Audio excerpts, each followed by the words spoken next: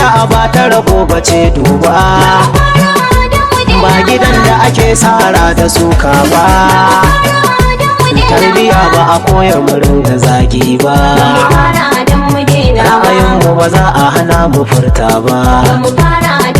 Alhaji Nura Hussein ya ƙara tada ni, mai gidan da ya zarce masu janjani. Ka sako mana waka kaji Tijjani, inda duk matsala take zo ta hogani. Kai ka ce ba mu fara dan mu daina ba,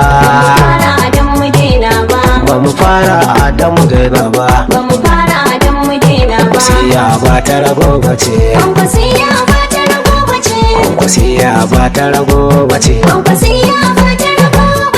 gaya musu ba ta rago bace, Kwankwasiya ba shirme ba.